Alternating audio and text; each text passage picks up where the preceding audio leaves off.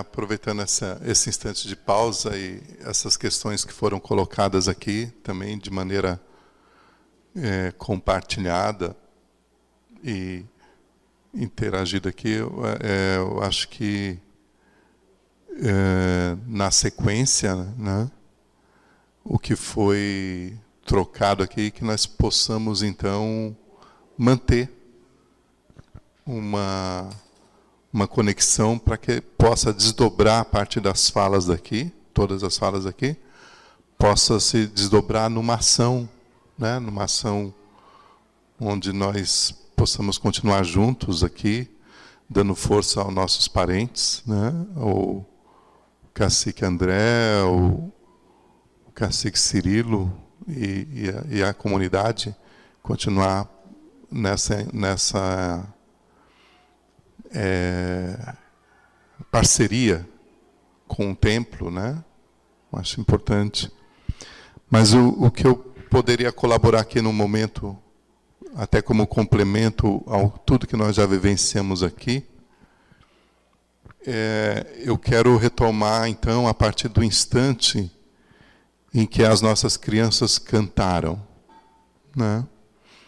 Quando nós chegamos aqui, as crianças cantaram algumas canções.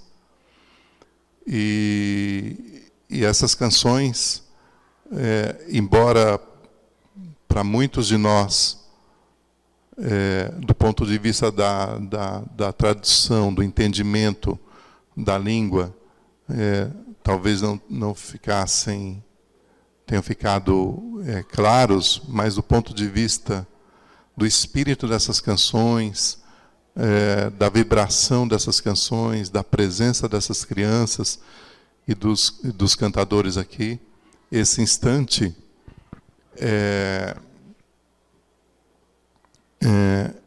e a vibração desse instante é de criação de uma profunda unidade entre nós, né? Então, o que eu quero falar aqui parte desse momento, desse lugar, desses cantos, né? Eu sempre tenho dito, né, ao longo dos anos, pela minha convivência com a cultura guarani, que normalmente as pessoas falam que a tradição indígena é uma tradição oral, né? Que a sabedoria indígena, que o conhecimento indígena é passado de uma forma oral. E eu digo que não é bem assim, né? É uma tradição vivencial. E é uma tradição mais cantal do que oral, né? É uma tradição cantante, né? Existem alguns princípios na cultura guarani que permanecem, no mínimo, há 5.000 anos, esses princípios. E me pergunto assim, de que maneira esses princípios, esses valores, têm permanecido nessa cultura tanto tempo? É possível realmente permanecer? Qual é a escola? Qual é o método? Qual é a pedagogia? É possível, sim. E o método, a escola, a pedagogia, a maneira como os Guarani encontraram, estou falando os Guarani do passado, né, os velhos, os antigos, tiveram uma sabedoria incrível e encontraram um sistema pedagógico de que esses princípios pudessem continuarem vivos, que é cantando, né? Cantando e dançando, né? E permanecendo dentro do seu espaço sagrado e tendo no seu espaço sagrado um ponto de conexão com a sua origem, que é o Opã, né? Que Opã é traduzido como casa de rezas, casa de cantos, mas é o ponto de conexão da manutenção dessa memória fundamental, né? Sem essa memória fundamental não existe cultura guarani. Então, essa memória fundamental, ela sustenta e tem sustentado todo o saber né, ancestral. E o que eu também quero compartilhar é que esse saber ancestral ele é tão integrado e tão importante que no modo de ser da tradição guarani, que descende das matrizes da tradição tupi, ele tem influenciado ao longo de milhares de anos muitos outros povos, bem antes da chegada dos europeus, mas muito antes mesmo. Né? Para vocês terem uma ideia, a matriz, que é a língua tupi, né? A matriz linguística, a matriz de cultura guarani, influenciou e tem influenciado pelo menos centenas de outros povos naquilo que se refere ao seu saber, preservado por essa memória ancestral, né? Que é continuamente narrado, cantado pelas crianças. Né? Influenciou desde a Patagônia aqui até o Nordeste, ao longo de 3 a 5 mil anos. Influenciou não no sentido de impor uma ideia, mas influiu no sentido de construir um modo de se relacionar em comunidade, um modo de se relacionar em família totalmente próprio, né? Totalmente integrado. E é desses princípios que eu quero compartilhar, esse modo de se relacionar, porque eu considero esses princípios não importantes do ponto de vista de uma preservação étnica, ou também não do ponto de vista de um folclore, e também não do ponto de vista de respeitar uma estranheza, respeitar algo estranho. Eu considero a narrativa desses princípios e a manutenção desses princípios importantes de ser compartilhados, porque eles não têm tempo, eles não têm idade, eles não são simplesmente crenças étnicas. Né? Eles podem nos ajudar, independente de civilização, cultura, língua, tempo, espaço, ele pode nos ajudar na maneira de nos relacionarmos com a vida de um lugar onde o princípio da harmonia, o princípio da vitalidade e o princípio evolutivo, ele é marcante, ele é uma tônica. Né? Por isso que, ao mesmo tempo que eu defendo essa tradição, mas ela não é tradição no sentido de estar estagnado, de estar fechado e reduzido somente a um povo, a um grupo. Né? Mas no sentido de que os seus princípios, os seus valores, eles são possíveis de ser experimentados independente de qualquer sistema social, econômico. Né?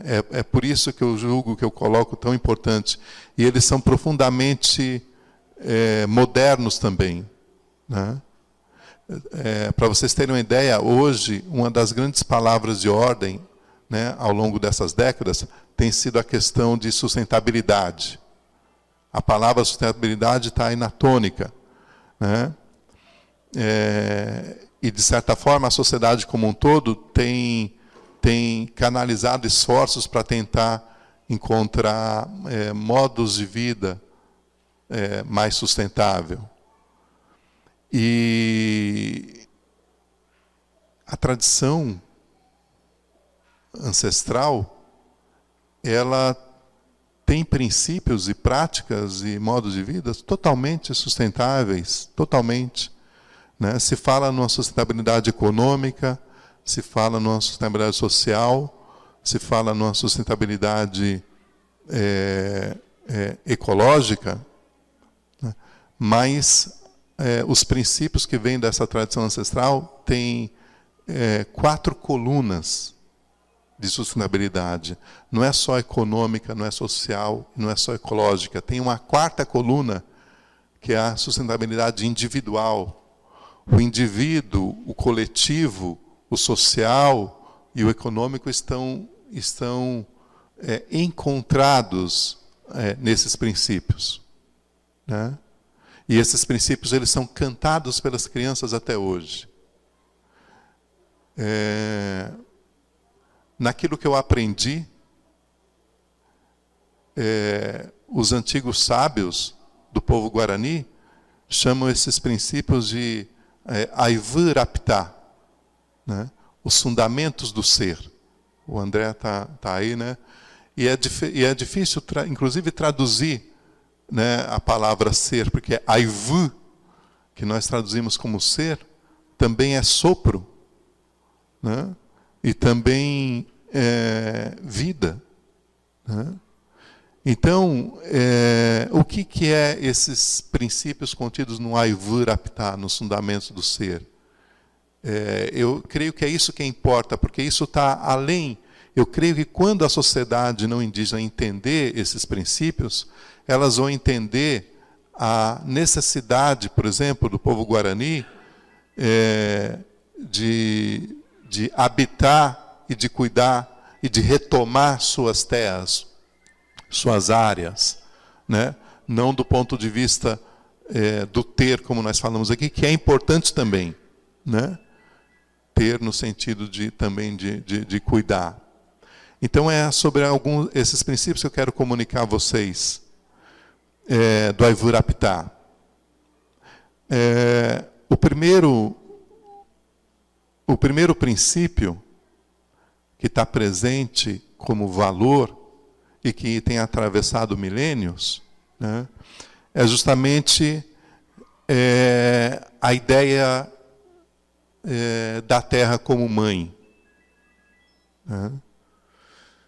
Na língua guarani, ela é chamada de Nhandeci, né, a nossa mãe.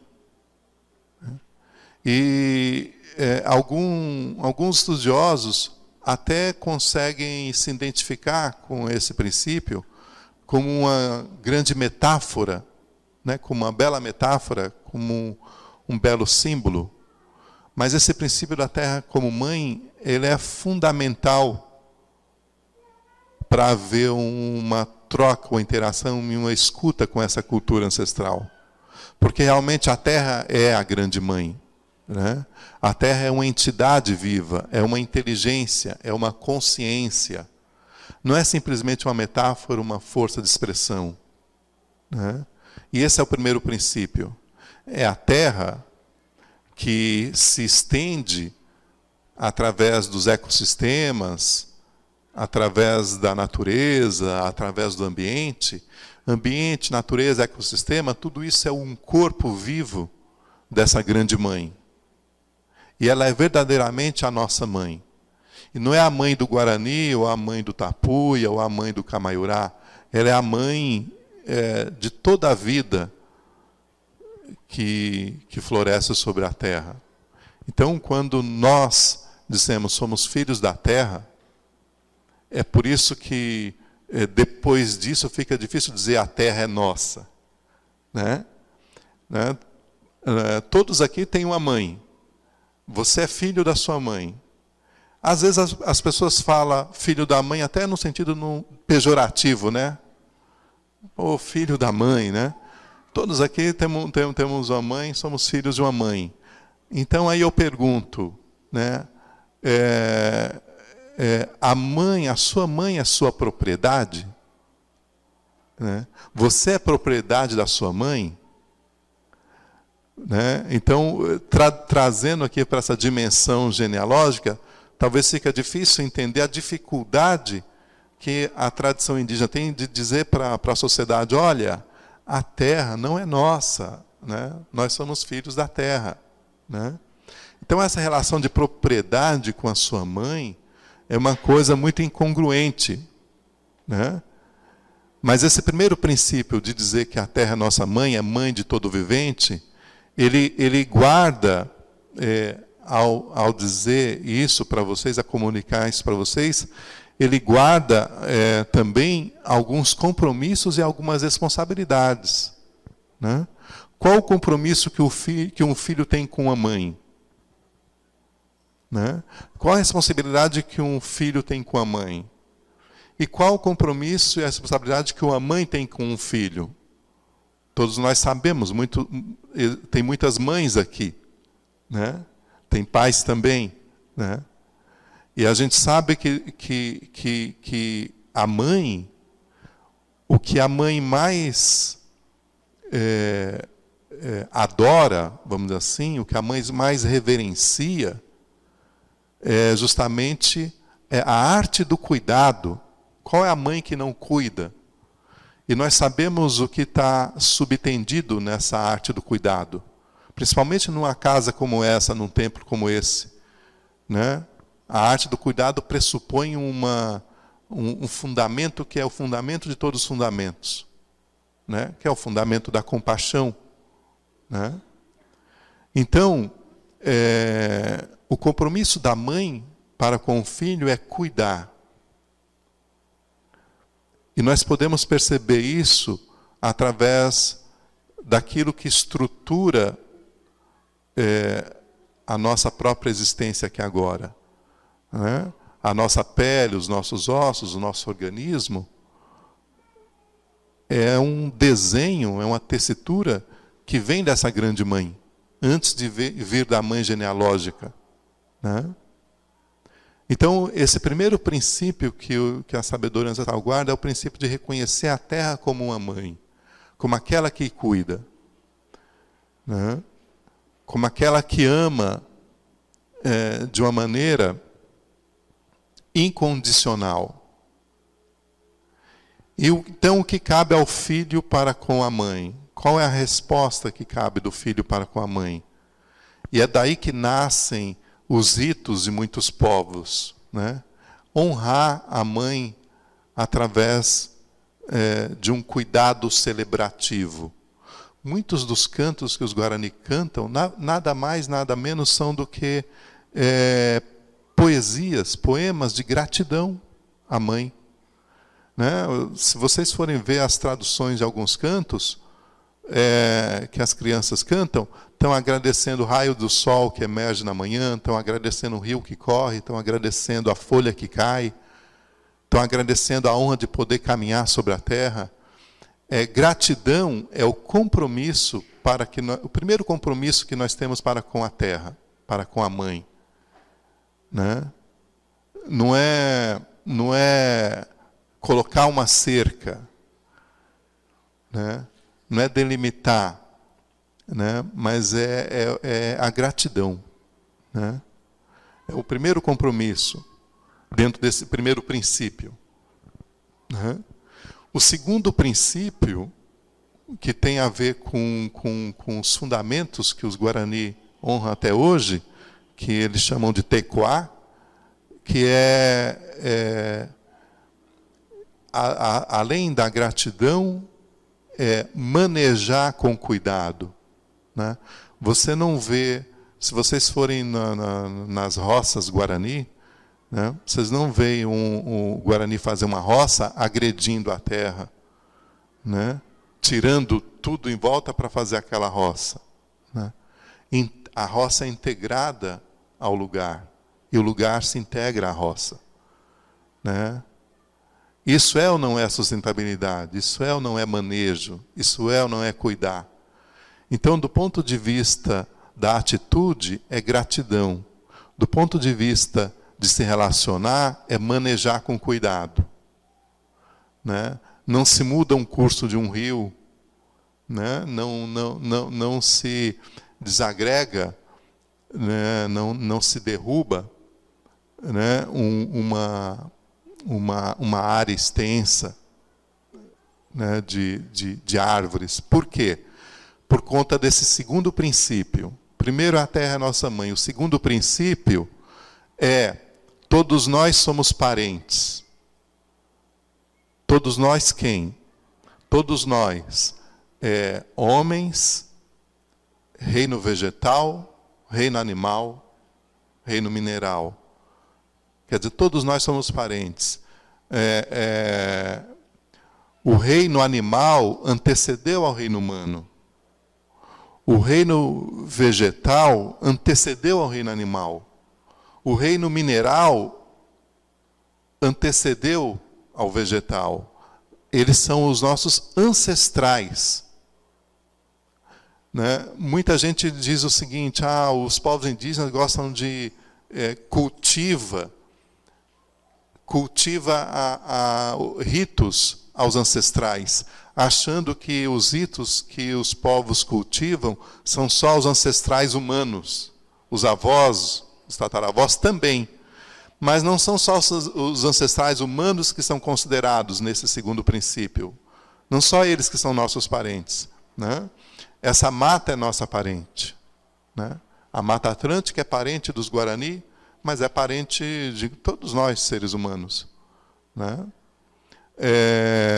Os animais são nossos parentes. Então, o segundo princípio, que é o princípio da ancestralidade, que vai além da consanguineidade, vai além do sangue. Os nossos ancestrais, os nossos parentes, não são só nossos tios, avós, tataravós, sangue do nosso sangue. Os nossos ancestrais são além. Né? As árvores são nossas avós. Né? Os animais são nossos bisavós. Né? As pedras são nossos tataravós. Assim, não é só uma força de expressão, não é mesmo. E vocês sabem disso. Né? Mesmo, até do ponto de vista biológico, né? Devem haver biólogos aqui, até do ponto de vista biológico, não é difícil saber disso. Quem nos antecedeu? E vocês acham que tudo aquilo que nos antecedeu foi de maneira casual, casuística? Né? Será? Né? Um rio não se forma à toa, uma montanha não nasce à toa. Eles escolhem um lugar para habitar. É uma consciência, é uma inteligência, só que dentro da dimensão de um tempo, de um espaço, que para a nossa percepção de tempo e espaço, é uma vaga, é uma ideia difusa. Né? O que é a passagem do tempo para uma montanha, o tempo que a montanha leva para envelhecer, é diferente da passagem do tempo para o ente humano. Né? Então a gente não tem muita a dimensão, mas o segundo princípio é o princípio do parentesco, que é maior do que os laços consanguíneos. Nosso parentesco realmente é mais vasto. E inúmeros cantos dos Guarani falam sobre isso. Né? Falam dos rios, das montanhas e da floresta como que nos antecederam, nossos parentes. Então, o segundo princípio é o princípio de alargamento do parentesco. Né? E aí, nesse segundo princípio, tem 3 dimensões de ancestrais que devem ser consideradas, que devem ser reverenciadas. 3 dimensões importantes. Se você reverencia essas 3 dimensões, você é uma pessoa harmônica, você é uma pessoa em equilíbrio. Se você não reverencia, você é uma pessoa doente. Né? São 3 dimensões de ancestrais que devemos reverenciar. A primeira dimensão são os nossos pais, avós e tataravós. Isso é um ponto básico, deve ser reverenciado. Mas a segunda dimensão e a primeira dimensão a sociedade até reconhece, embora tenha dificuldade de honrar muitas vezes. Tanto é que uma das grandes terapias que tem se multiplicado no Brasil e outros lugares nesses tempos é a constelação familiar. Para curar essa doença da não reverência aos antepassados consanguíneos. Não é? Alguém aqui já passou por uma constelação familiar? Olha quantas pessoas. E quanto isso é necessário curar esse desequilíbrio dessa ancestralidade. Não é? É muito necessário. É fundamental. Mas o segundo nível, a segunda dimensão de ancestralidade que devemos reconectar, reconciliar, é a nossa ancestralidade com as entidades da natureza. O espírito dos rios são nossos avós, sim. O espírito das árvores são nossos avós, sim. Eles são parentes nossos e não são parentes distantes. E a marca deles, os Guarani cantam muito isso. A marca dos nossos ancestrais está em nós. A marca do reino vegetal está em nós. A marca do reino mineral está em nós. Nós somos minerais. Nós somos vegetais. Nós somos 2/3 de água no nosso organismo físico. Olha, a herança genética desses ancestrais estão presentes no nosso corpo, no nosso organismo. O que acontece quando falta um mineral no nosso organismo? Não é? Não tem uma medicina que procura equilibrar os minerais no organismo para a nossa saúde? Olha a presença dos nossos ancestrais aí. Então, uma segunda dimensão de ancestralidade a ser reconciliada é essa com a natureza. Mas não, gente, não como metáfora, e nem como preservação,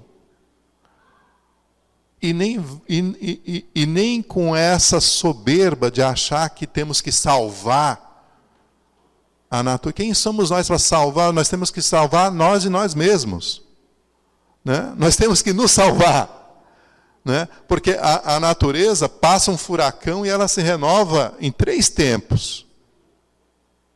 Em 3 tempos. Não é? Então, é a segunda dimensão de ancestralidade que a gente tem que reconectar, que essa que nós aprendemos com os Guarani, por exemplo, é honrar os ecossistemas, não somente como ecossistemas, nem como fonte de recursos, que é a nossa querida, que é a amiga, que é antropóloga, né? Até comentou, é um ponto de estudo dela. Assim, realmente nos abrir para uma sensibilidade de reconhecer como seres. Né? Como o Cirilo vem falando aqui, como o André vem falando aqui, pontuaram nas suas falas, e como as crianças cantaram. Né? E tem uma terceira, e essa segunda dimensão de ancestralidade é uma falha grave na sociedade, na civilização não indígena. É um grande problema. Veja bem, eu não estou dizendo tudo que a natureza nos dispõe, minério, alimento,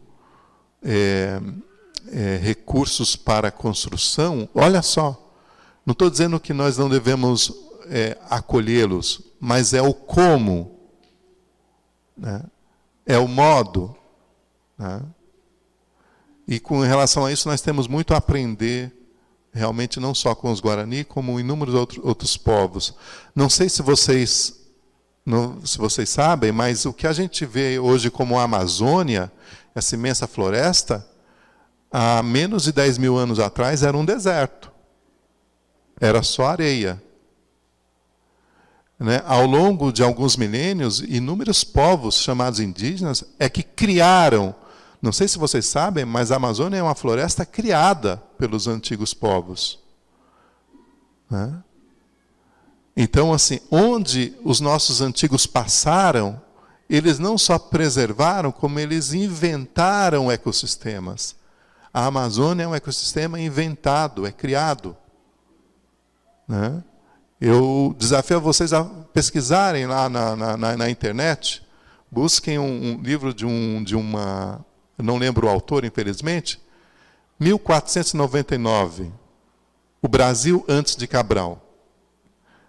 Ele vai explicar cientificamente como que a floresta amazônica foi uma floresta criada, inventada pelos antigos povos Tupi, G, Aruac, Caribe.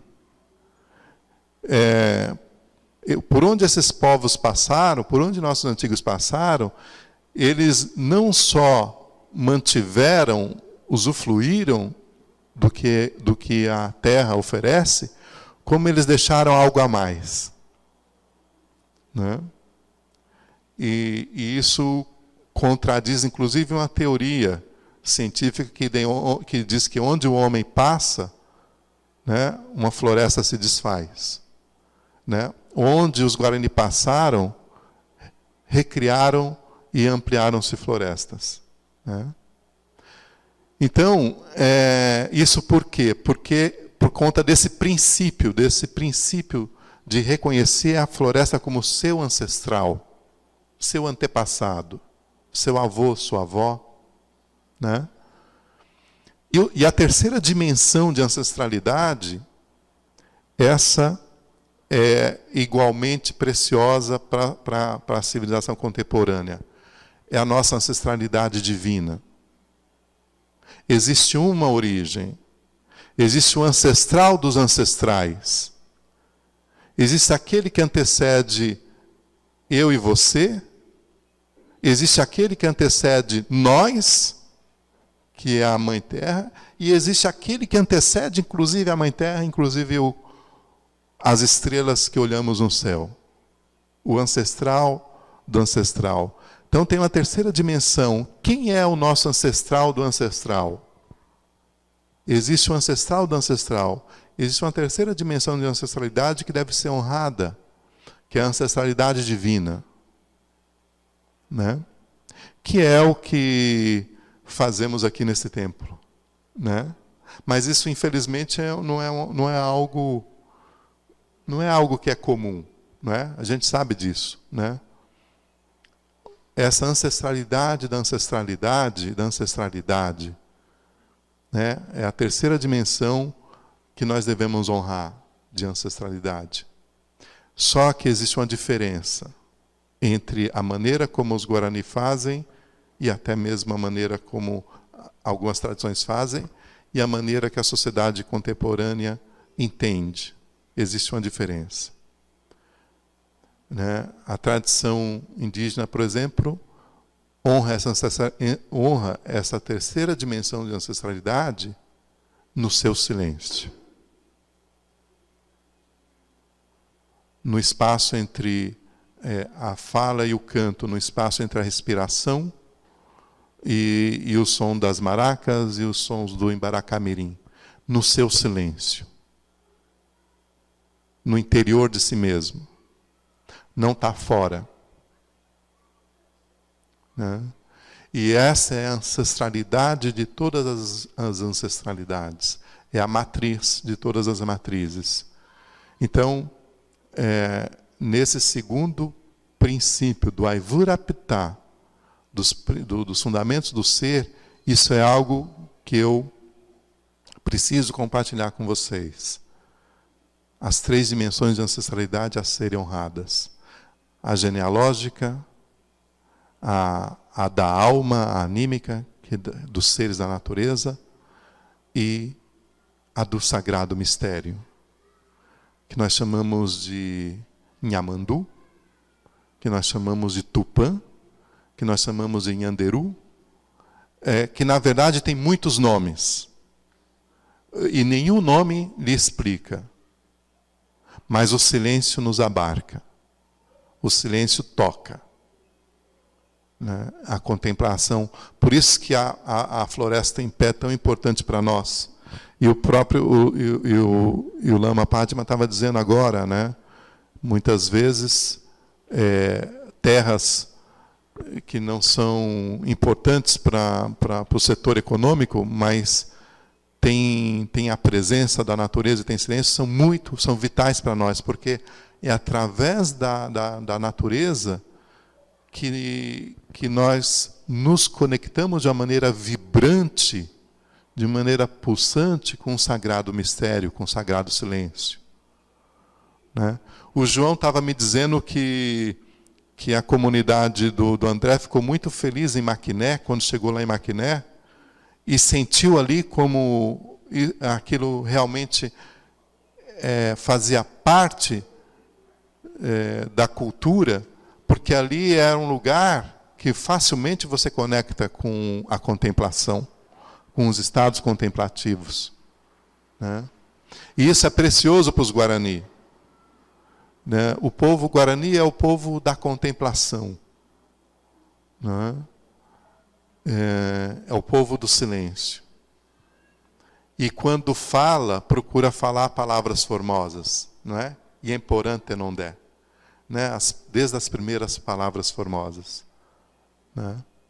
Então, esse segundo princípio desdobra nessas três dimensões da ancestralidade, que nós devemos recuperar, nós devemos nos resgatar, né?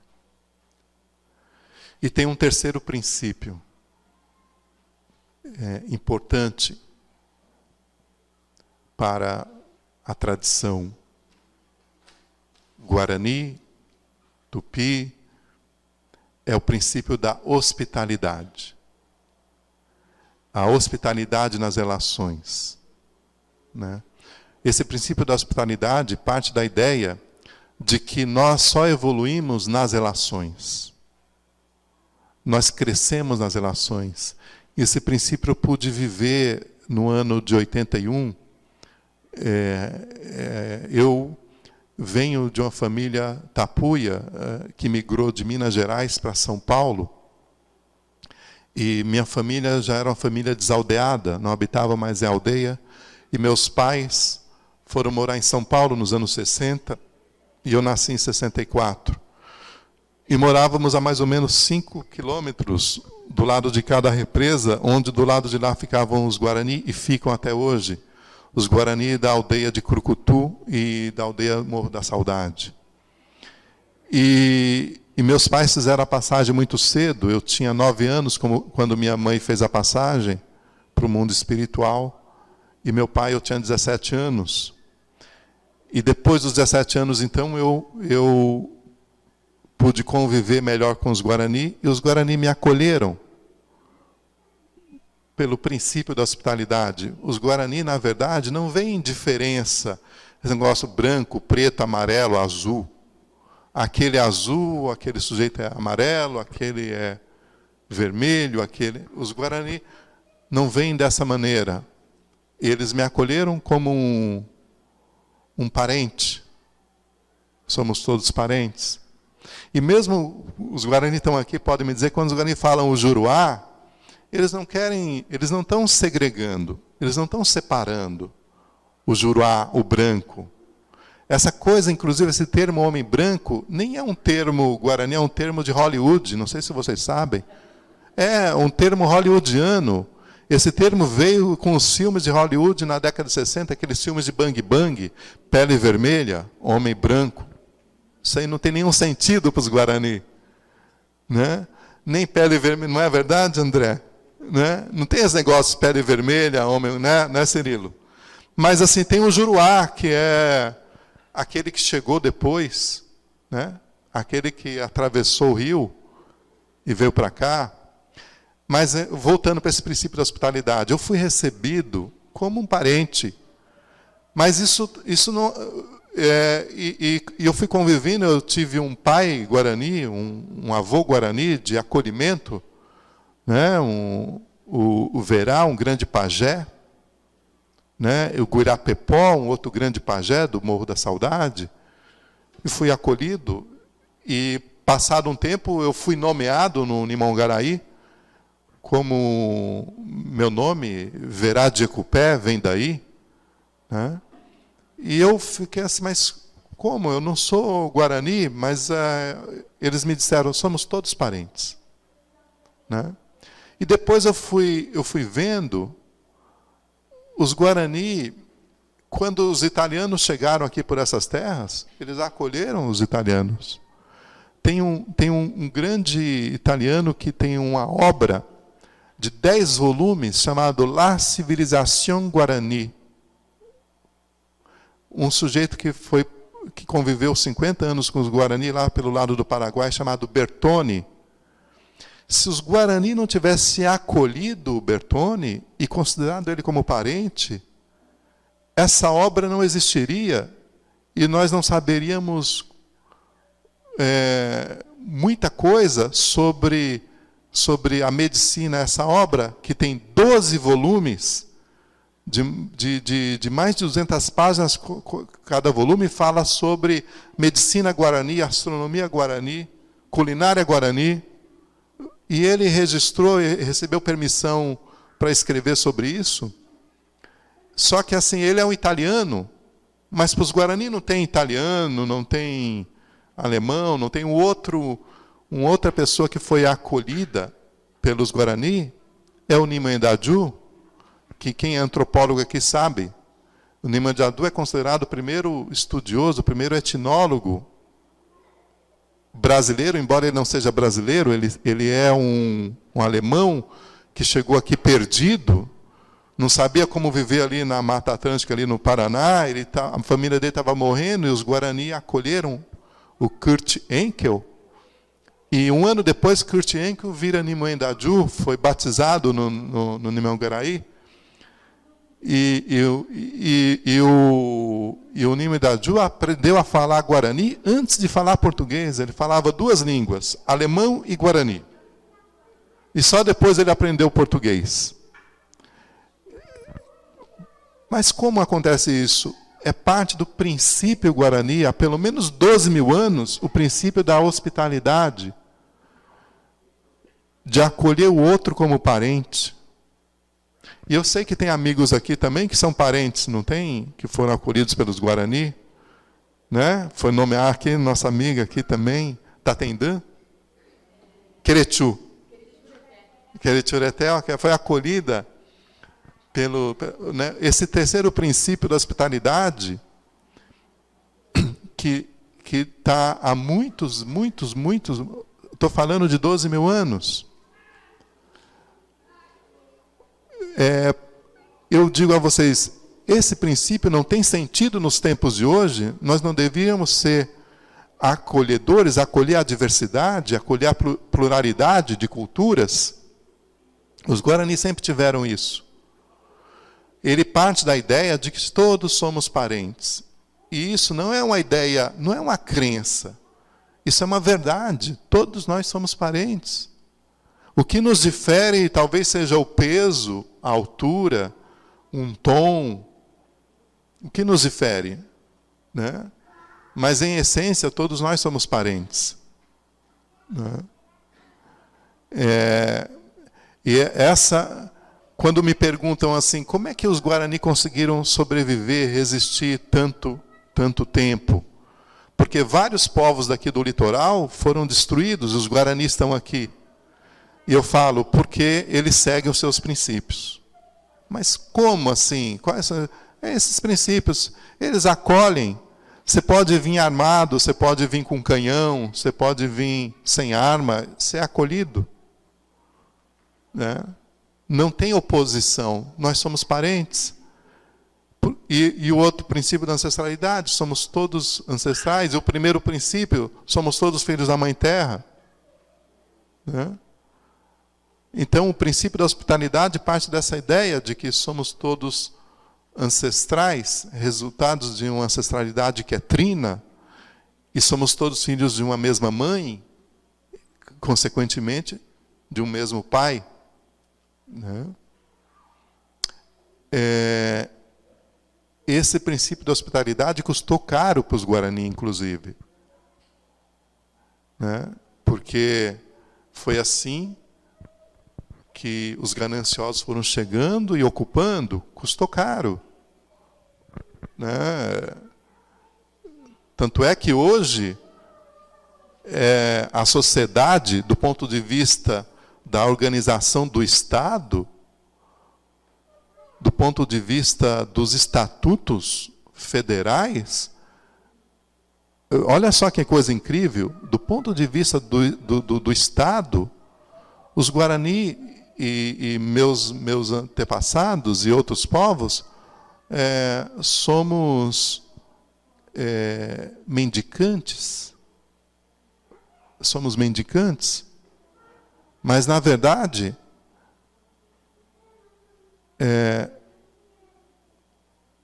aqueles que escreveram lá atrás essas primeiras leis, considerando os povos aqui como mendicantes, na verdade foram acolhidos com hospitalidade que vem do coração. Né? Foram simplesmente acolhidos. E mesmo sendo usurpados, continuaram sendo acolhidos. Os séculos se passam e os Guarani continuam acolhendo. Porque chegaram depois os africanos e os Guarani acolheram. Chegaram os italianos, e os Guarani acolheram. Chegaram os alemães e acolheram. Chegaram os japoneses e acolheram. As terras lá de São Paulo, da aldeia Morro da Saudade, tem uma situação também diferente em termos de posse de terra. Aquelas terras que eu vivi com os Guarani de lá, a aldeia de baixo, que é Tenondé-Porã, a aldeia de cima é Crucutu. A aldeia de baixo eram propriedades de uma família de japoneses. E quando o proprietário ficou bem velhinho, ele doou as terras da aldeia Guarani de lá. Não é terra demarcada da União, a terra de Tenondé-Porã. É doação de uma família japonesa. E o doador, esse japonês que doador, falou assim: meus avós foram acolhidos pelos Guarani. Nada mais justo do que eu nomear, registrar, e passou a escritura para o antigo cacique lá na década de 60. Né? Uma reciprocidade da hospitalidade. Né? Então, esse princípio da hospitalidade, ele é imprescindível para o aperfeiçoamento nas relações, porque, com certeza, os Guarani aprenderam muito com esses que foram acolhidos.